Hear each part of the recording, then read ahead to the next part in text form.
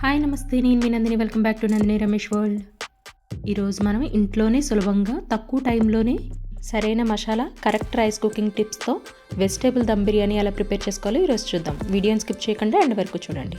ఇలాంటి మరిన్ని రెసిపీస్ కోసం సబ్స్క్రైబ్ చేయడం మర్చిపోకండి. దీనికోసం ఫస్ట్ 1 కప్పు క్యాలీఫ్లవర్ వేసుకుంటున్నాను. క్యాలీఫ్లవర్ పెద్ద పీసెస్ కింద కట్ చేసుకోవాలి. 1 కేజీన్నర రైస్కి సరిపడగా వెజిటేబుల్స్ వేసుకుంటున్నాను. అలాగే ఒక పెద్ద సైజ్ క్యారెట్ మీకు నచ్చిన సైజులో కట్ చేసుకొని వేసుకోండి.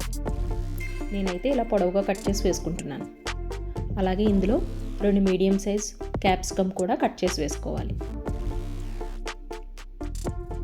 నేను ఒక పెద్ద సైజ్ బంగాళదుంప ఇలా చిన్న పీసెస్ కింద కట్ చేసి వేసుకున్నాను. ఇందులోనే కొంచెం గ్రీన్ పీస్ బఠానీ కూడా వేసుకోవాలి. కొంచెం పుదీనా అలాగే కొంచెం కొత్తిమీర కూడా వేసుకొని పచ్చిమిర్చి 6 పొడవుగా కట్ చేసి వేసుకోవాలి. అలాగే ఇందులో నేను 1 కప్పు పెరుగు వేసుకుంటున్నాను.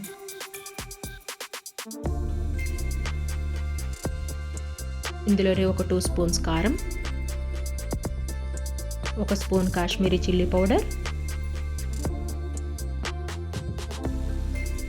1 స్పూన్ గరం మసాలా.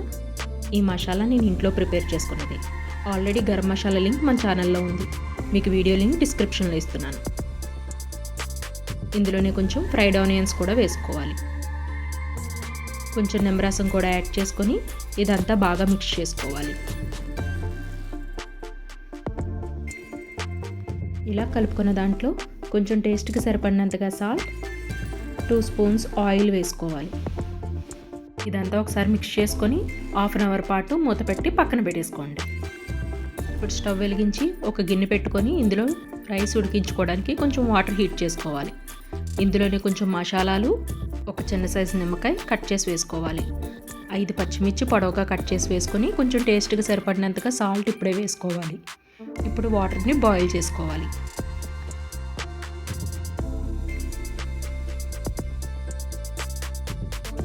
చూడండి, వాటర్ మనకి ఇలా బాయిల్ అయిన తర్వాత ఈ పక్కకు వచ్చిన మసాలాలు మొత్తం తీసేసి ఒక పక్కన పెట్టేసుకోండి. వీటి యూజ్ లేదు మనకి. ఇప్పుడు ఇందులో గంట ముందు నానబెట్టుకున్న రైస్ వేసుకోవాలి. నేను కేజీన్నర బాస్మతి రైస్ వేసుకుంటున్నాను. రైస్ మొత్తం ఇలా వేసుకున్న తర్వాత ఒకసారి ఇలా కలుపుకొని ఈ రైస్ వాటర్ 1 గ్లాస్తో తీసి పక్కన పెట్టుకోండి. ఈ రైస్ మనకి 70% కుక్ అవ్వాలి. ఈ రైస్ కుక్ అయ్యేలోపు ఆల్రెడీ మనం మ్యారినేట్ చేసి పెట్టుకున్న వెజిటేబుల్స్ స్టవ్ వెలిగించి ఇవి కొంచెం కలుపుకుంటూ ఫ్రై చేసుకుంటూ ఉండాలి.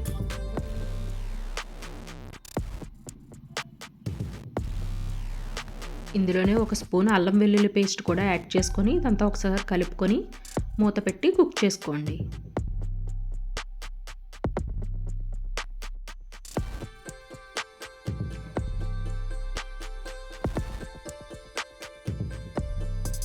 ఇది చూడండి, ఇలా కుక్ అయిన తర్వాత రైస్లోంచి వాటర్ తీసి పక్కన పెట్టుకున్నాం కదా, 1 గ్లాస్ వాటర్ ఇందులో వేసేసుకోవాలి. మూత పెట్టి మరో 5 నిమిషాలు ఉడికించుకోండి. ఈ లోపు రైస్ ఉడికిందో లేదో చూద్దాం.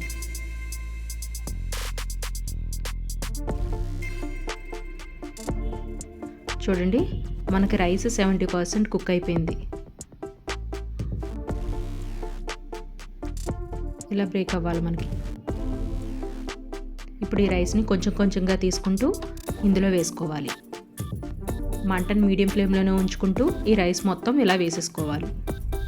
ఇప్పుడు ఇందు మీద కొంచెం ఫ్రైడ్ ఆనియన్స్ అలాగే కొంచెం పుదీనా కొత్తిమీర కూడా వేసుకోవాలి. కొంచెం నిమ్మరసం, 2 స్పూన్స్ గీ కూడా యాడ్ చేసుకొని మూత పెట్టి 10 నిమిషాలు హై ఫ్లేమ్లో 10 నిమిషాలు లో ఫ్లేమ్లో కుక్ చేసుకోవాలి.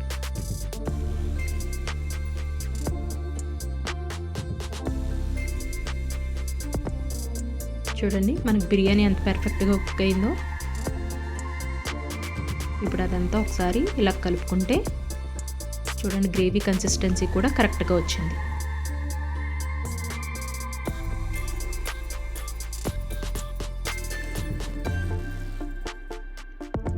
ఈ రెసిపీ మీకు కూడా నచ్చితే మీరు కూడా ట్రై చేసి ఎలా వచ్చిందన్నది కామెంట్ చేయండి. ఇలాంటి మరిన్ని రెసిపీస్ కోసం మరికొంతమందికి షేర్ చేయండి.